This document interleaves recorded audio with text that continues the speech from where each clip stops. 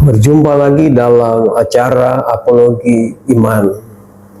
Topik yang saya mau bahas pada kesempatan yang baik ini adalah pertanyaan yang sering diajukan oleh orang Kristen.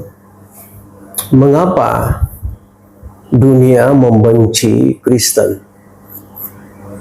Mengapa dunia membenci Kristen? Dunia dalam pengertian di sini adalah orang-orang yang membenci Kristen. Sepanjang zaman Kristen ada. Ya, untuk menjawab pertanyaan ini, saya mengutip beberapa ayat dari kitab suci umat Kristen atau Alkitab, di mana Tuhan Yesus sebelumnya sudah memberitahukan dan memperingatkan murid-muridnya, murid-murid Yesus. Ya, Yesus berkata begini, jika dunia membenci kalian, ingatlah bahwa ia telah terlebih dahulu membenci aku daripada kalian. Itu tertulis dalam Yohanes 15:18. Lalu berikutnya Yesus mengatakan dalam Yohanes 15 ayat 19, karena kalian bukan dari dunia, melainkan aku telah memilih kamu dari dunia, sebab itulah dunia membenci kalian. Sekali lagi ini tertulis dalam Yohanes 15 ayat 19. Yesus juga mengatakan ayat berikutnya adalah, jika mereka orang-orang yang tidak percaya kepada Yesus telah menganiaya aku, maksudnya menganiaya Yesus, mereka juga akan menganiaya kalian, maksudnya sebagai pengikut Kristus, yaitu orang-orang Kristen.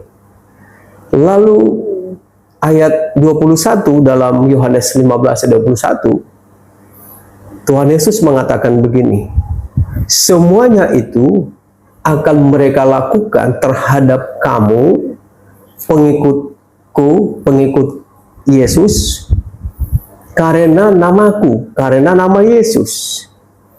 Atau dengan istilah lain, mereka melakukan penganiayaan terhadap kalian karena kalian pengikutku, kata Yesus. Sebab mereka yang menganiaya kalian itu tidak mengenal Bapa yang mengutus Yesus. Yohanes 15 ayat 21.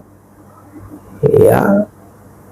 Bahkan lebih tegas lagi Yesus mengatakan begini dalam Injil Yohanes 16 ayat 2. Kamu akan dikucilkan.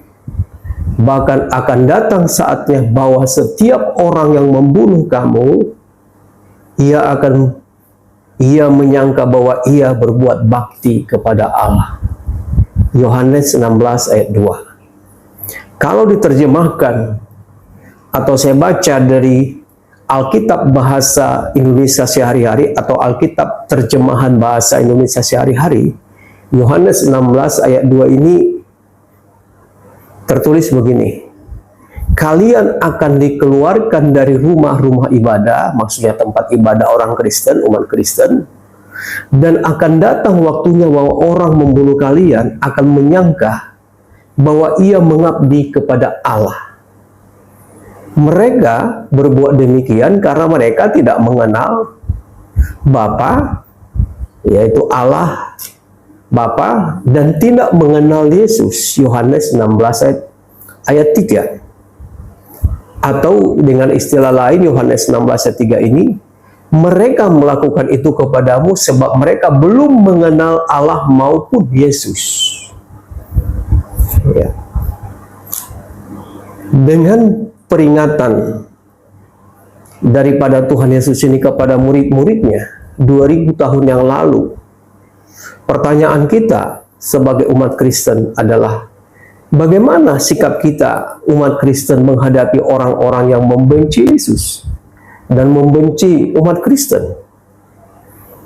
Ya, ada pengajaran yang luar biasa yang disampaikan oleh Yesus kepada murid-muridnya, tentu juga menjadi pedoman pegangan bagi umat Kristen pada zaman ini, pada saat ini. Pertama, Yesus mengatakan begini, kasihilah musuhmu, atau lebih tepatnya kasihilah orang-orang yang memusuhi kalian. Matius 5:44. Berikutnya dikatakan Tuhan Yesus, berdoalah untuk orang-orang yang menganiaya kalian.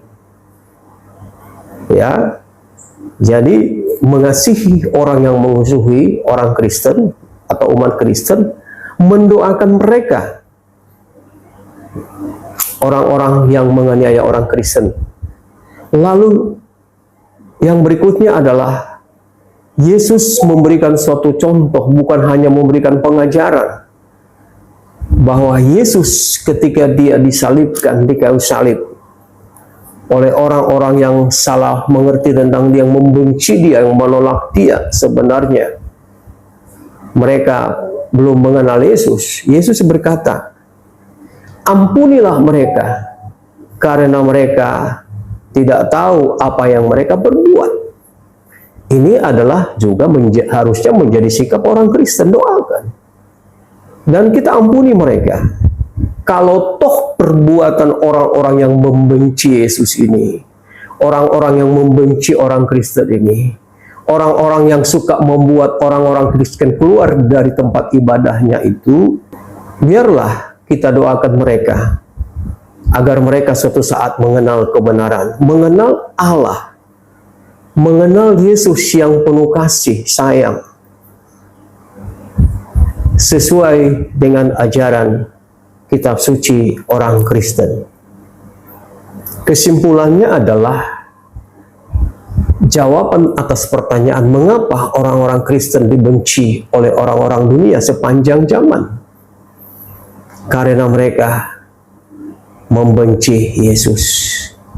Karena mereka membenci Yesus, mereka otomatis membenci orang-orang Kristen, pengikut Kristus.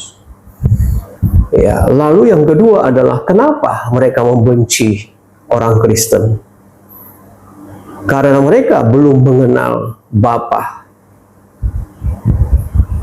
Tuhan yang penuh kasih sayang atau Maha Pengasih itu sendiri. Karena Tuhan tidak mungkin mengajarkan kebencian, permusuhan, dan juga sifat-sifat buruk lainnya terhadap sesama. Yang terakhir adalah kenapa atau mengapa orang Kristen dibenci oleh orang-orang dunia? Karena mereka menyangka dengan menganiaya orang Kristen atau pengikut Yesus, mereka sedang berbakti kepada Allah mereka. Sama seperti Saulus sebelum bertobat yang ditulis, dicatat dalam Kisah Rasul pasal 9. Ketika Saulus belum bertobat, belum mengenal Tuhan Yesus, maka dia mencari orang-orang Kristen, mengejar-ngejar, mengikut mereka, menganiaya mereka, dan bahkan juga ada yang dibunuh seperti Stefanus. Mereka itu sama seperti Saulus, ingin berbakti kepada Allah tetapi dengan cara yang salah. Karena itu, saya mau memberikan masukan kepada kita.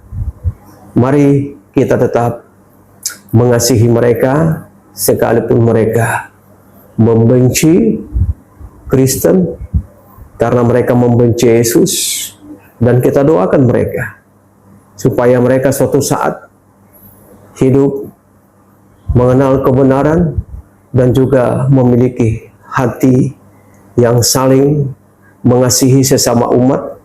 Dan juga satu hal yang diberikan oleh Rasul Paulus, suatu nasihat yang sangat-sangat baik bagi kita umat Kristen adalah dikatakan begini dalam Filipi 1:29, sebab Allah mengaruniakan kepada kamu bukan hanya percaya kepada Kristus, tetapi juga untuk menderita bagi Kristus.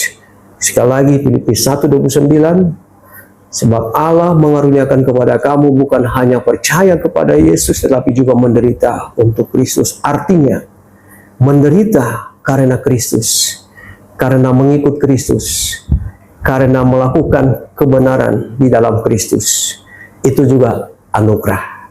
Dan Tuhan pasti akan memberikan kekuatan, kemampuan, kepada umat Kristen untuk menjalani kehidupan ini sampai kelak.